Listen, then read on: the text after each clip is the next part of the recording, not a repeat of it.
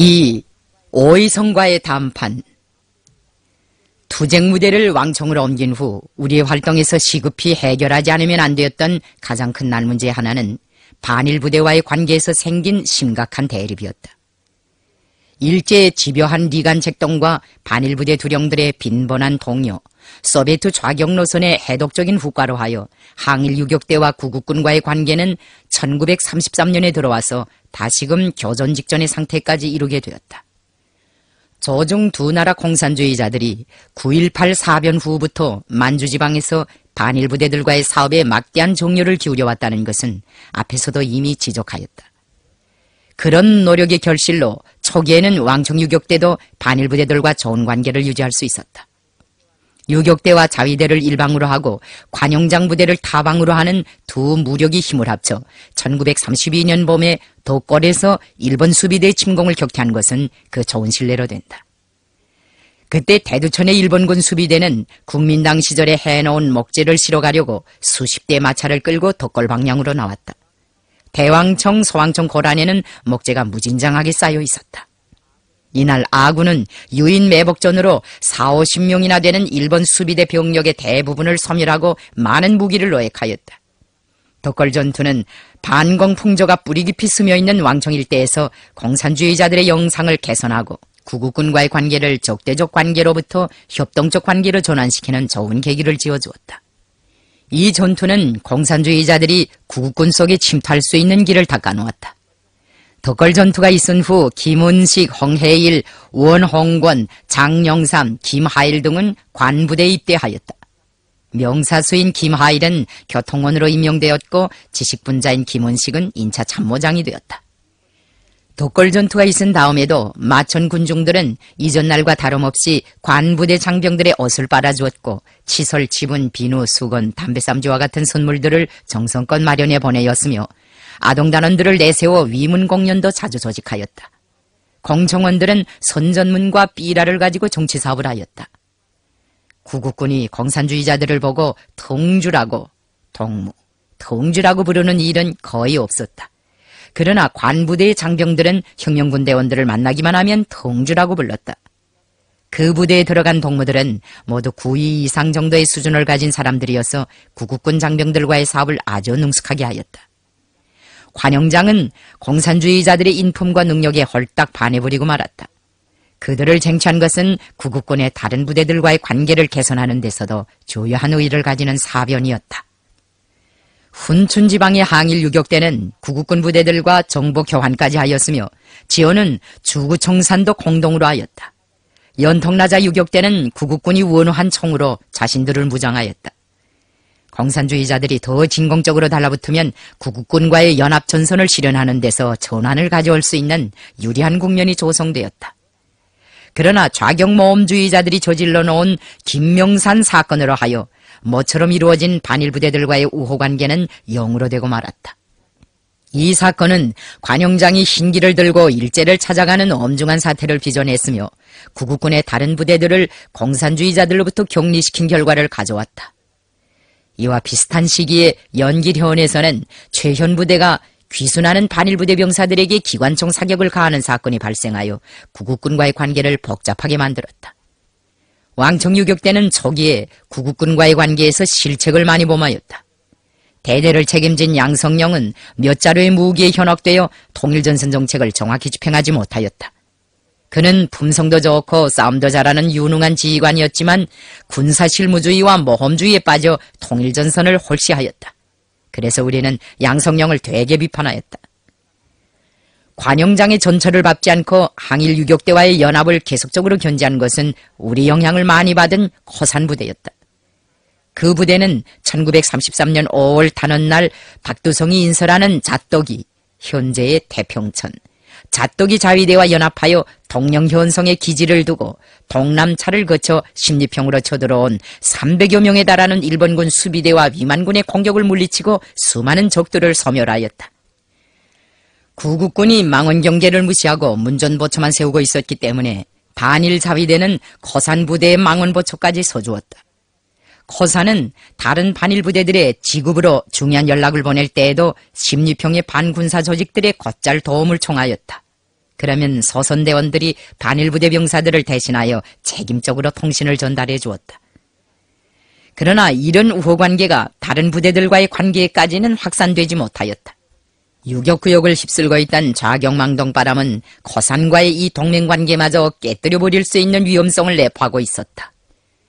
소비에트의 좌경시책은 어제날까지 동맹관계에 있었거나 동정적인 관계에 있던 반일부대들의 부패 변질을 앞당긴 촉진제 역할을 하였다. 좌경기회주의자들은 중국인 반일부대와의 사업도 극자적으로 하였다. 그들은 구국군과는 하층 통일만 해야 한다느니, 구국군 병사들로 하여금 자기 두령을 죽이고 반변에 나오게 해야 한다느니 하면서 지주 자산계급인 장관들을 타도하라, 병사들은 반변을 일으켜 유격대로 넘어오라는 구호를 망탕고창하였다. 이런 구호는 반일부대와의 상층 통일을 파괴하는 해독적인 결과를 가져왔다. 반일부대는 조선 사람들을 일본의 앞잡이라고 하여 죽이고 럭거리 궁찬당이라고 하면서 죽였다. 일본 제국주의자들은 이것을 기화로 조선인민과 중국인민, 조선공산주의자들과 중국의 공산주의자들, 항일 유격대와 반일 부대들을 리간시키기 위한 전면적인 공세를 벌였다. 그들은 만주를 강점한 첫날부터 장항량의 구동북군에서 항일의 기치를 들고 떨어져 나온 구국군 부대들을 제압하기 위하여 필사적으로 발악하였다. 일제가 여기서 제일 두려워한 것이 바로 유격대와 구국군의 연합이었다. 공산주의자들이 만일 구국군 부대들과의 합작을 실현하기만 하면 그것이 곧 일본 제국주의의 치안 유지와 대륙 침략을 방해하는 무서운 힘으로 되어 저들의 숨통을 조이게 되리라는 것을 그들은 잘 알고 있었다. 일본의 리간 솜씨는 벌써 만보산 사건과 영종 사건, 조작만 하고 실현되지 못하였다. 영종 사건, 무슨 사건들에서 여실히 드러났다.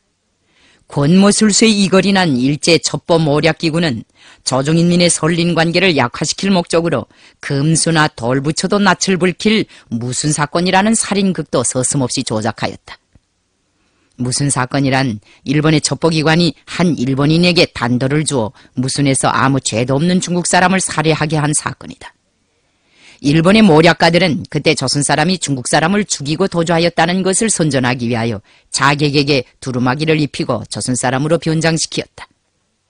살인은 성공하였으나 자객이 입고 갔던 두루마기 밑에서 일본 옷이 발견되고 그가 일본족이라는 것이 드러나는 바람에 무슨 사건은 조중인민을 리간시키려던 목적을 달성하지도 못한 채 하나의 실패작으로 끝나고 말았다. 이런 사건들을 확대하면 류조구 사건도 되고 러구교 사건으로도 된다. 일본이 어떤 모략을 꾸밀 때 적용하는 방정식은 이처럼 유치하고 악랄한 것이었다. 그러나 적지 않은 사람들은 가짜를 잘 날 줄 아는 일본 제국주의자들의 수법 때문에 노상 골탕을 먹으면서도 그 가짜에 쉽게 속아 넘어가곤 하였다. 일본 제국주의자들은 조중인민을 리간시키기 위하여 조선 사람이 만주를 빼앗으려 한다.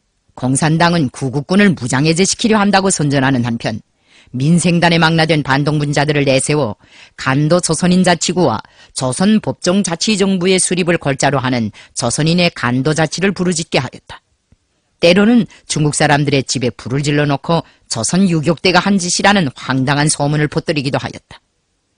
항일 유격대와 반일부대와의 연합전선을 파국에로 이끈 또 하나의 요인은 일제의 악랄한 귀순 공작과 그에 따르는 반일부대 두령들의 항일 의식의 변질에 있었다. 1933년 1월에 훈춘현 더문자에 주둔하고 있던 왕옥진이 부하들을 거느리고 적들에게 투항하였다. 그중 수백 명에 달하는 영량이 우리를 반대하는 임시유격대로 개편되었다. 2월에는 소왕청에 있던 관부대 반수가 귀순하여 만주국 보위단과 공안국에 채용되었으며 같은 달 대황국 근처에서 출몰하던 마계림 부대 장병 수십 명도 전향하여 하마탕 자위단에 합류하였다. 왕청현 2차 자구의 강해부대와 화소포의 청산부대 장병들도 귀순을 신청하였다. 일제는 록산 일대에 응고하고 있던 악명 높은 토비대장 동산호를 매수하여 리광의 별동대를 전원 참살하게 하였다. 유격대는 구국군의 행패가 두려워 밤에만 행군하고 낮에는 행군조차 하지 못하는 형편이었다. 구국군과의 관계를 해결하지 않고서는 조선 사람이 살아서 숨조차 쉴 수 없었다. 구국군과의 관계를 적대적 관계로부터 동맹관계로 전환시키는 것은 조선 공산주의자들에게 있어서 혁명을 계속하느냐 마느냐 하는 운명적인 문제로 다시금 상정되었다. 나는 용단을 내려 구국군 전방사령인 오이성을 찾아가기로 결심하였다. 왕동님이 간도 땅에서 떠나가 버린 후 구국군의 실권은 그가 쥐고 있었다. 오이성을 잘 설복하면 김명산 사건과 리광 별동대 참살 사건으로 하여 동만 땅에 빚어진 유격활동의 경직 상태를 정식시키고 우리 혁명이 직면하고 있는 난국을 얼마든지 타개할 수 있을 것이라는 신심이 생겼다. 나는 오이성과의談판을 성사시키기 위하여 반성이와 함께 진지한 의논을 하였다. 반성이는 나의 결심이 정당한 것이라고 긍정해주면서도 오사룡한테를 직접 찾아가는 것은 삼가하라고 말하였다. 중국 사람이 간다면 모르겠지만 조선 사람이 가서는 오이성과 같이 자존심이 강하고 편견이 심한 사람을 희어낼 수 없을 것이라고 하였다. 반성이는 오사룡이나 채사룡을 돌려세우자면 그의 배후에서 모사 노릇을 하는 리청천이 작간지를 하지 못하게 해야 하는데 그것도 문제라고 하였다. 나는 반성이의 반대를 무릅쓰고 어떤 장애가 있든 가야겠다고 고집하였다. 리청천도 조선 사람인데 반공분자이긴 하지만 설복을 잘하면 우리를 방해하지 않겠죠. 그 사람과 나는 서로 구면입니다. 길림에서 삼부통합회의를 할 때 그와 이야기도 여러 번 나누어 보았습니다. 우리 아버지도 리청천하고는 잘 아는 사이였습니다. 여기서 구면 저면이 무슨 상관이 있어. 그런 사람들이 뭐 구면 저면을 가리는 줄 아오. 게다가 오이성은 벽창을 하지 않소. 승산이 없거든. 반성이는 나의 모험을 저지시키려고 무진 애를 썼다. 나에겐 안도에서 우사룡을 설복한 경험이 있습니다. 우사룡을 돌려세웠는데 어이성이라고 왜 돌려세우지 못하겠습니까? 우사룡과談판을 할 때는 류본처 선생이 참모장으로 있지 않았어. 그게 좋은 배경이었단 말이오. 그런 배경은 어이성 부대에도 있습니다. 진안장이 거기서 비서장을 하고 있지 않습니까? 참모장을 하는 허진민도 공작원입니다. 나는 이 한마디의 말 때문에 그만 자가당착에 빠지었다. 내가 든든한 배경이라고 역설한 진안장한테서 얼마 전에 결정적인 응원을 바란다는 요청의 편지가 왔던 것이다. 그는 편지에서 자기 개인의 힘으로 오사룡과의 동맹 문제를 해결하는 것은 영원한 일로 되었다고 전제를 둔 다음 김일성 동지가 와야만 문제를 해결할 수 있으니 조직에서 가급적으로 대책을 세워줄 것을 바란다고 호소하였다. 반성이도 이 사연을 알고 있었다. 혁명의 전도가 아직 요원한데 그렇게 머물해서야 되겠어? 제발 심사숙고해 주시오. 반성이는 끈덕지게 나를 설복하였다. 자기의 몸을 개인의 몸으로 생각해서는 안 되겠어. 자칫하면 제2의 리광이 될 수 있다는 걸 잊지 말아야 하오. 우리가 다 죽어서 백골이 되더라도 동무들만은 살아서 끝까지 조선을 위해 싸워줘야 할 게 아니오. 반성이 그 말은 나를 저기 감동시켰다. 그러나 나는 공동전선의 대망을 조금 더 포기하지 않았다. 반성이가 훈순현으로 떠난 다음 동만의 각 현에 있는 유격대 대표들은 왕청에 모여서 회의를 열고 통일전선 문제를 심각하게 토의하였다. 이 회의에서도 중심을 잃은 안건은 구국군과의 동맹 문제였다. 이를테면 어이성, 채세영, 사층항 등의 구국군이 집결되어 있는 라자구에 누가 담판을 가느냐 하는 문제였다. 나는 구국군의 집결처에 내가 가야 한다는 것을 완강히 주장하였다. 회의는 호위 성원이 100명 정도 따라가는 조건에서 나의 라자구 행이 가능하다는 결론을 내리고 나의 주장을 받아들였다. 오이성을 찾아가는 경로가 이처럼 간단치 않았다. 오이성과談판하자면 먼저 진안장이나 허진민과 같은 사람들을 통하여 실정부터 여야 할 필요가 있었다. 그런데 진안장은 오이성의 비서장인데다가 고정한 사람이어서 사무실에만 배겨 있었지 밖에 잘 나다니지 않았다. 설사 밖에 나온다고 하여도 조선 사람들과 접촉하면 오해를 받을 수 있었다. 그렇지만 그 사람이 이전날 내가 관여하던 공청조직의 성원이었고 또 그때 서로 맹세한 바도 있기 때문에 나의 일이라면 위험을 무릅쓰고 도와줄 수 있었다. 나는 진안장과 허진민에게 편지를 쓰고 디이오 오이성과 채세용에게도 서한을 보내요 우리가 라작으로 가는 취지를 밝혔다. 발신인 이름 옆에는 격을 갖추느라고 네모나게 생긴 큼직한 도장도 찍었다. 편지를 발송한 다음 라자구 지방의 혁명 조직을 통해 오이성 부대의 동태를 알아보았는데 반응이 좋았다. 라자구의 지하 조직들은 구국군이 시내 입구에 조선인 반일 유격대를 환영한다는 구호를 써붙인 사실까지도 우리에게 통보해 주었다. 나는 선발된 100여 명의 대원들을 데리고 라자구로 떠났다. 새 군복을 입고 새 총에 새 가죽 가방을 메고 질서정연하게 행군해가는 우리 부대의 모습은 참으로 장관이었다. 나는 백마를 타고 맨 앞장에서 대오를 인설하였다.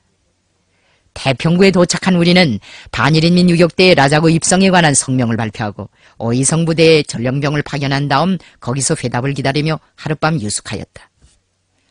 다음날 라자구에서 담판을 하는데 동의한다는 내용의 통지가 왔다. 오사령이 이처럼 담판에 응해 나서기까지에는 진안장의 보증이 큰 힘을 냈다. 내 편지를 받고 오이성에게 자기가 김 대장을 아는데 아주 좋은 사람이라고 소개하였다. 오이성은 그 말을 듣고 나서 그 사람이 공산당인데 너는 어떻게 되어 잘 아는가? 너도 공산당이 되지 않았는가고 물었다.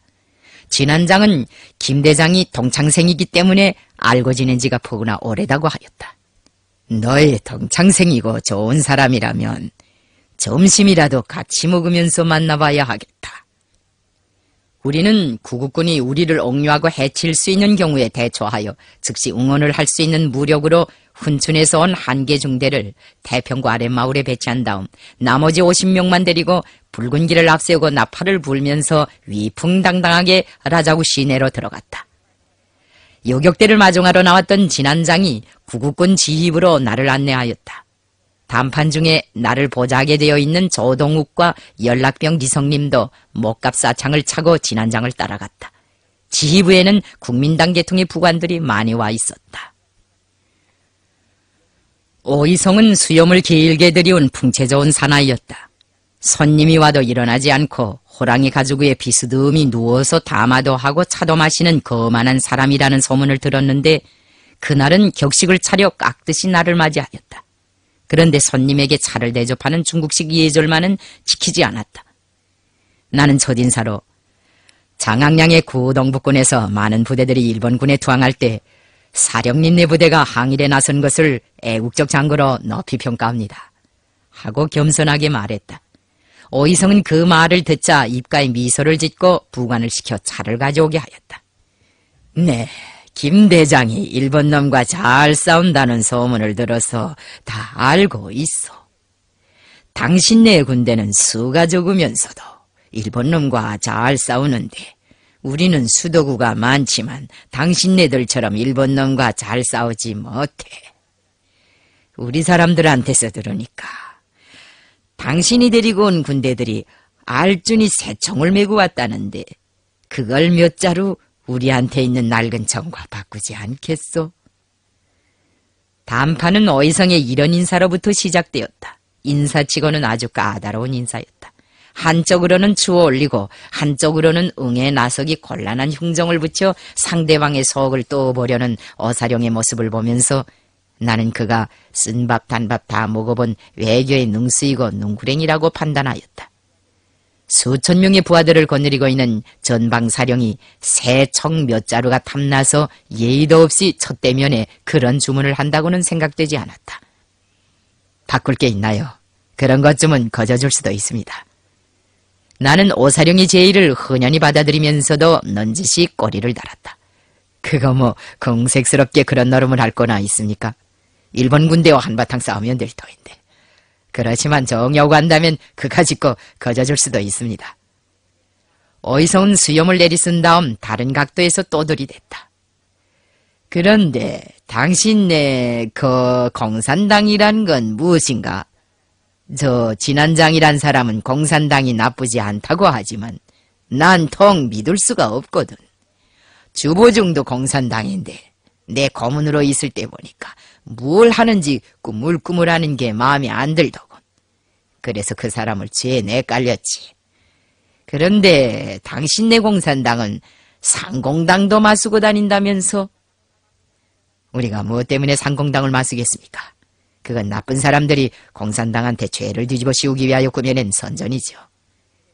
그럼 김 대장도 상공당에 절을 하오? 난 상공당을 맞수지도 않고 또 거기에 아무런 관계도 없으니까 절도 하지 않지요. 그래, 어사룡은 절을 하는가요? 안 하지. 그러니까 내가 절을 안 하는 거나 어사룡이 절을 안 하는 거나 같고 같지 않습니까? 말문이 막힌 오이성은 빙그레 웃으면서 아까처럼 또 수염을 쓸었다. 그건 그렇다 치고. 그런데 당신네 공산당은 남자 여자의 구별이 없이 한 이불 밑에서 자고 남의 재산을 막 빼앗는다는데 그게 사실이요? 나는 단판의 성패 여부가 이 대목을 어떻게 처리하는가 하는 데 달려있으며 오이성에게 공산주의자들에 대한 올바른 인식을 주기 위해서는 그가 던진 미끼를 재치있게 받아물어야 한다고 생각하였다. 그것도 나쁜 사람들이 꾸며낸 선전이지요. 공산주의 물을 잘못 먹은 몇몇 사람들이 지주의 땅이라면 친일 반일을 가리지 않고 덮어놓고 빼앗은 사실이 있는데 우리도 그걸 잘 되었다고 보지 않습니다.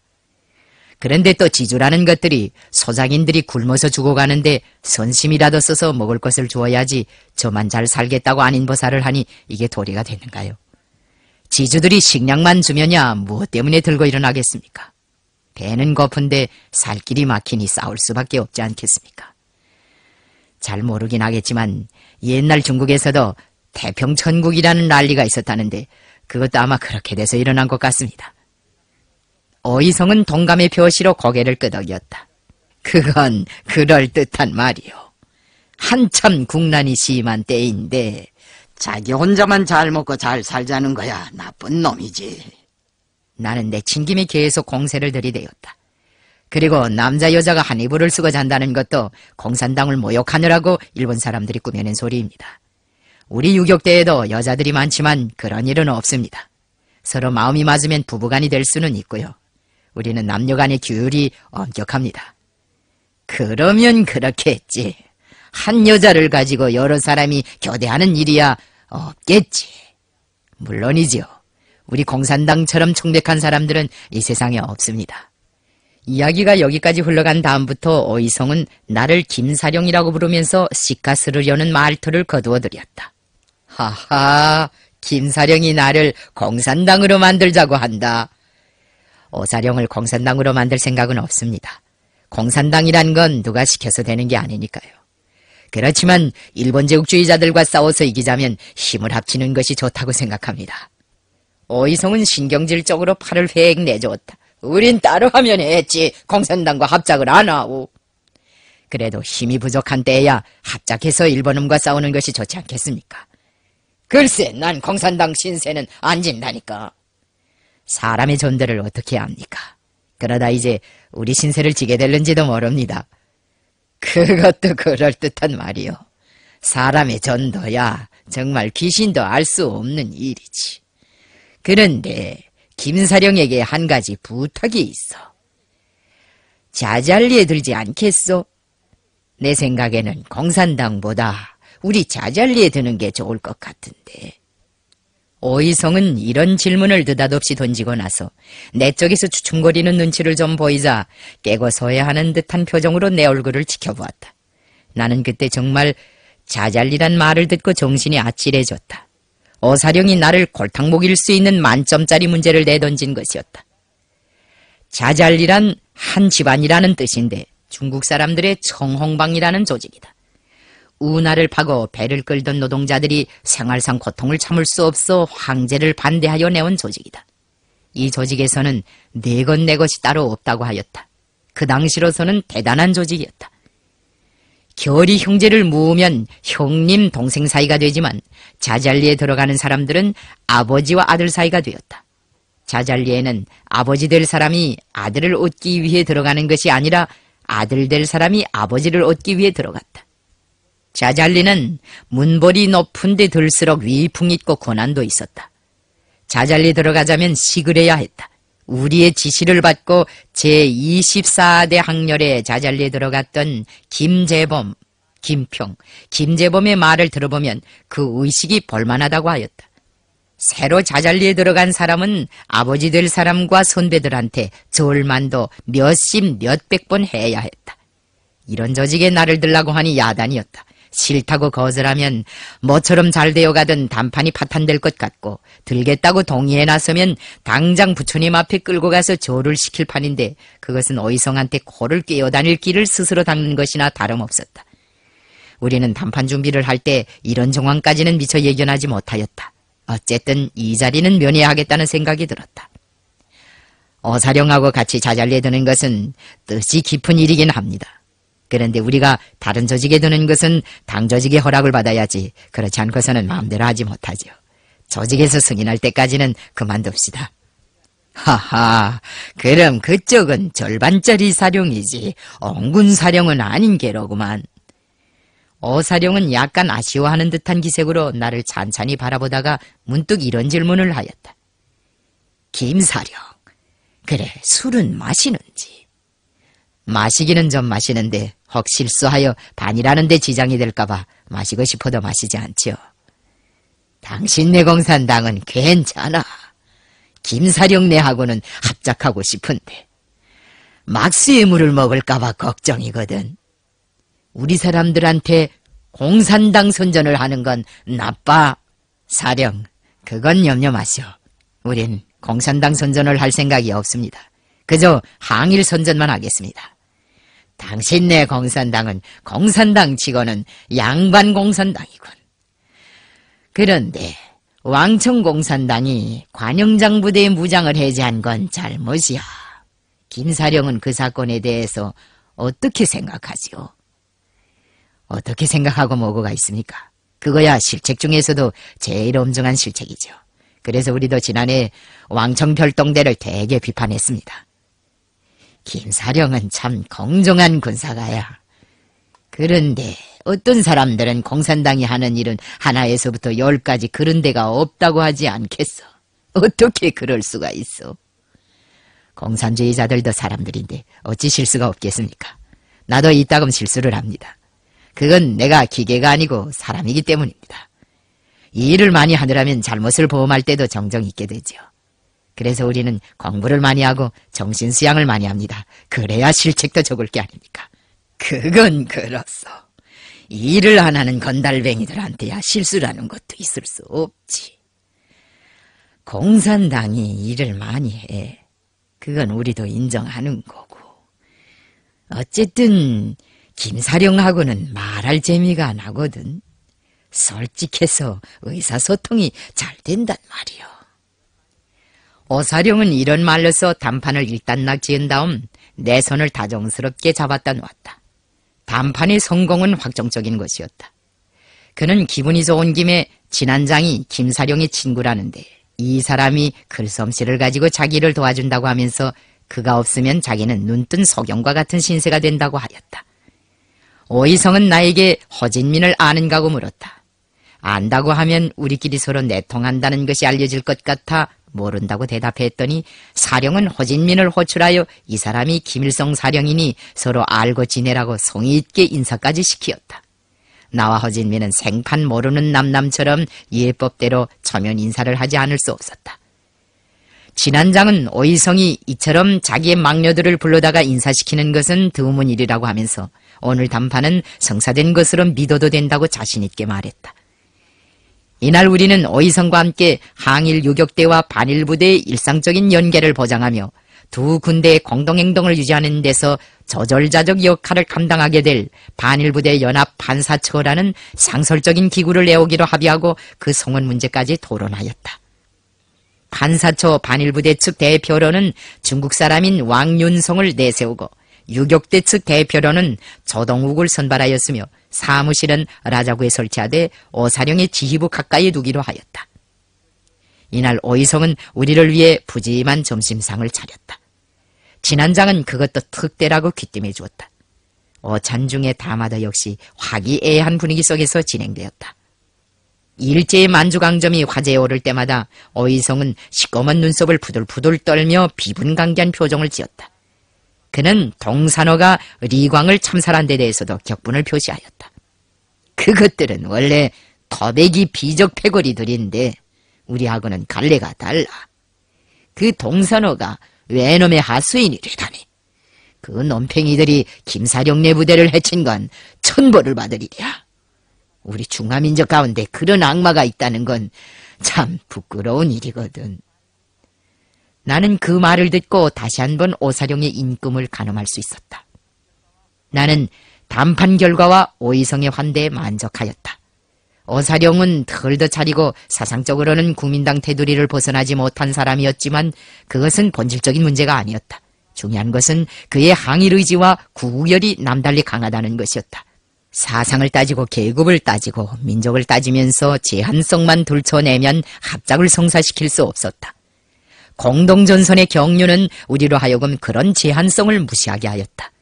나는 그날로 서왕청에 오사룡과의 합작이 잘 되어간다는 것과 문제는 최세용인데 그와도 점차적으로 협상해보겠지만 통일전선을 위해서는 동령현성과 같은 큰 성실을 칠 필요가 있으니 아무 때나 출동할 수 있도록 준비를 잘해두라고 연락하였다.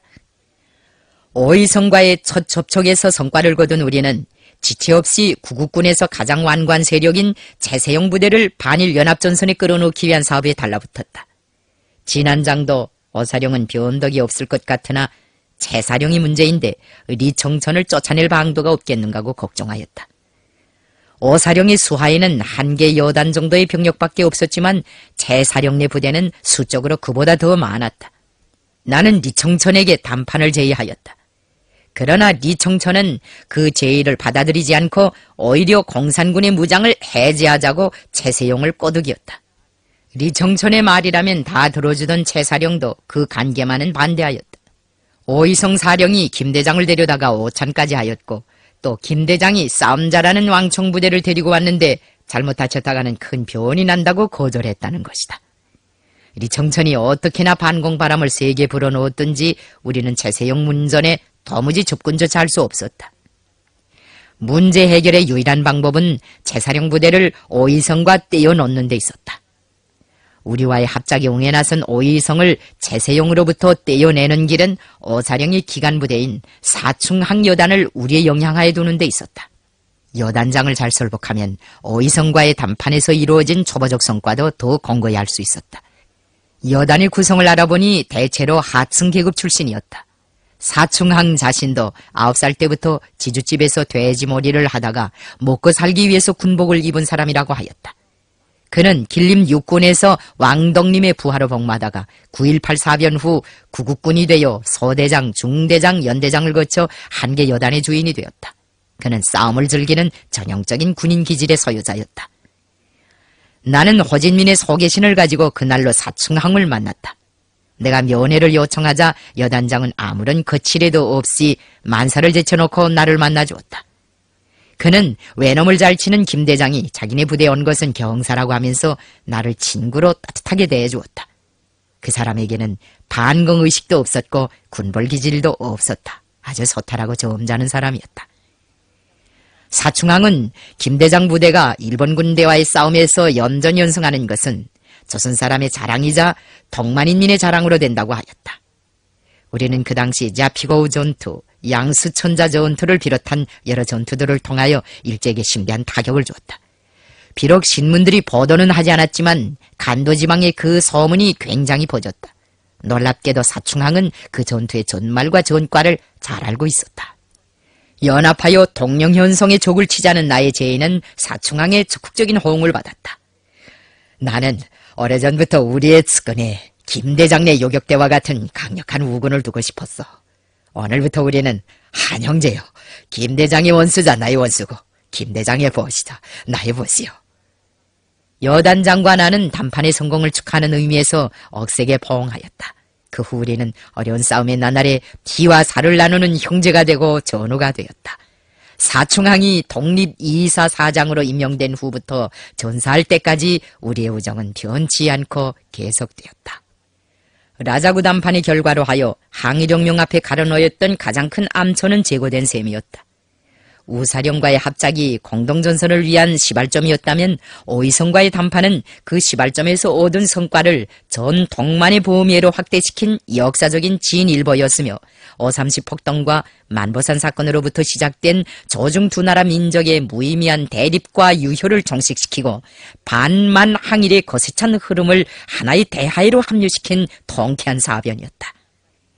오이성 사층항과의 담판을 통하여 우리가 새롭게 깨달은 것은 공동전선도 자기의 주체적인 힘이 강해야 실현할 수 있다는 것이었다. 만일 우리가 1932년의 남북만 원정과 왕총을 중심으로 하는 1933년의 대서전투들에서 자체 군사적 실력을 충분히 발휘하지 못했거나 유격대를 승승장구하는 무적의 철군으로 발전시키지 못했더라면 오이성은 우리를 거들떠보지도 않고 문 밖에서 쫓아버렸을 것이다. 오사령과의 합작이 그처럼 순조롭게 이루어질 수 있은 것은 우리의 힘이 강했고 정치도덕적 풍모가 구국군보다 우월했기 때문이며 우리의 열렬한 애국심과 국제주의적 우애심, 자기위협의 정당성에 대한 확고한 신념이 그를 공감시켰기 때문이었다. 나는 구국군과의 합작을 실현한 그때부터 통일전선을 위한 최상의 수단은 주체적 힘이라는 것과 이 힘을 키우지 않고서는 어떤 우군이나 우방과도 연합하여 투쟁할 수 없다는 것을 좌우명으로 삼고 혁명의 주체를 튼튼히 하기 위한 투쟁을 일생 동안 벌여왔다. 동령현성을 치자는 데 대해서는 오이성과 최세용도 찬성하였다. 우리는 라자구에서 오이성, 사충항, 최세용을 비롯한 구국군 지휘관들과의 연합회의를 열고 이 전투와 관련된 구체적인 작전 방침을 세운 다음 왕청 본부에 또다시 표언지를 써보냈다. 오이성과의 담판과 동령연성 전투의 성공으로 하여 동만의 유격부대들과 구국군 부대들, 반만 항일 세력들 속에서 우리의 이름이 널리 알려지게 되었다. 오이성과의 합작 과정을 통하여 우리는 통일전선을 강화하는 것이야말로 전반적 항일혁명을 추진시키는 데서 계속 틀어지고 나가야 할 생명선이며 중심골이라는 것을 더욱 절실히 깨닫게 되었다. 그 후 간도를 떠나 장백 일대로 활동무대를 옮긴 다음에도 나는 오이성과의 합작을 성사시키던 나날들을 감회 깊이 회고하였다. 그 당시 동북항일연군에 소속된 오이성은 무성지구의 활동 거점을 잡고 우리의 측에서 싸우고 있었다. 그가 가까이에 있다는 소식을 들으니 공동투쟁의 나날에 맺어진 예정이 다시 살아올랐다. 나는 100여 명의 대원들을 데리고 오이성 부대의 미령이 자리 잡고 있는 서강 동쪽 수림으로 찾아갔다. 그때 오이성은 영체 밖에까지 뛰어나와 나를 얼싸안았다. 우리는 10년이나 20년쯤 서로 떨어져 있다가 만나는 중마고우들처럼 뜨겁게 포옹하였다. 처연에 저른 오사령의 거슬거슬한 수염이 볼에 와닿는 순간 나는 어째서인지 목이 꽉 매는 듯한 격정에 휩싸였다.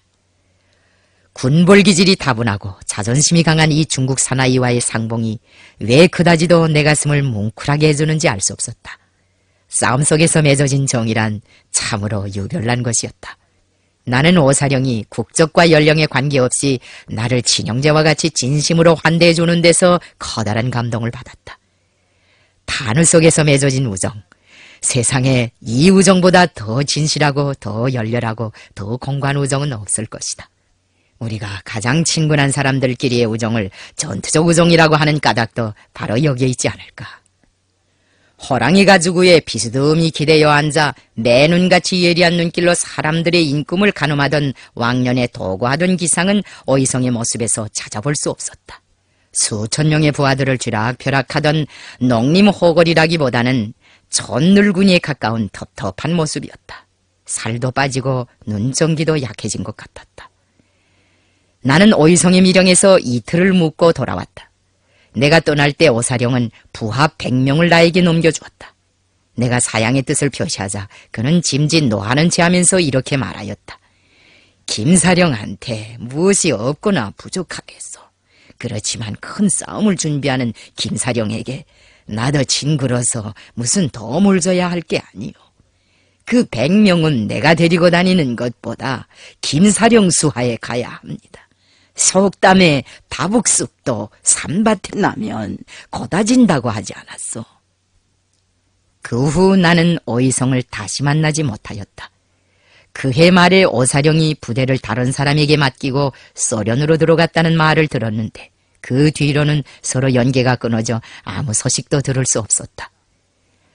오이성은 우리가 공동전선의 위협을 개척할 때 잠깐 동안 필요했던 일시적인 동반자가 아니라 실전 속에서 어깨 곁고 포연탄우를 헤쳐온 잊지 못할 전우였다.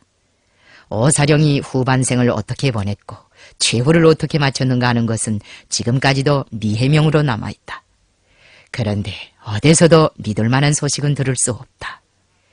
그가 마지막 순간까지 애국애족의 이념에 충실했다면 나는 그것으로도 만족할 뿐이다.